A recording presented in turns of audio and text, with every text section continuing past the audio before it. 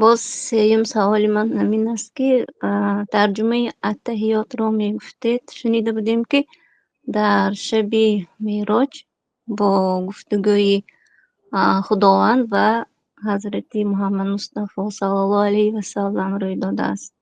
صلی الله علیه و سلم. التحیات معناش گویم. ها. التحیات لله، تمام تحیات، سلام و درودها برای الله است. الصلوات و الطیبات، درودها و سخنهای پاک، سخنهای نیک. والصلوات و الطیبات، تحیات لله و الصلوات و الطیبات. چی بود دومش؟ السلام عليك أيها النبي ورحمة الله سلام وبركاته. علیک ایها النبی، سلام بر تو ای پیغمبر و رحمت. سلام علیک ایها النبی و رحمت الله وبركاته. و برکاته. رحمت الله و برکت الله برای تو بود. السلام علينا وعلى عباد عباد الله الله الصالحين. الصالحین.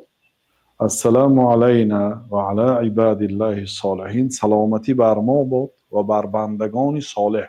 و علی عباده الصالحین، بر بندگان نیکی صالح های الله تعالی سلام و درود بود. بنابراین پیامبر صلی الله علیه و سلم وقتی که همین جمله را گفتی، در دنیا یگان آدمی نیک نماند مگرم برای همه آنها سخن نیک گفتی، در حق همه، در حق الله تعالی، در حق پیغمبر، در حق خودت و در حق تمام صالحان.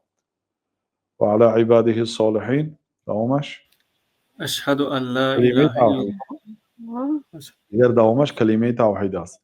اشهد ان لا اله الا الله و اشهد ان اشهد محمدا عبده و ان رسوله. در کتاب صفت صلات، صفت نماز، در همین تلگرام کانال ما همین ذکرهایی که در داخل نماز گفته میشه اکثریتش ترجمهش هم نوشتیم که تا اینکه آدمی نماز خوان فهمد که چی گفته ایستاد از وقتی نماز.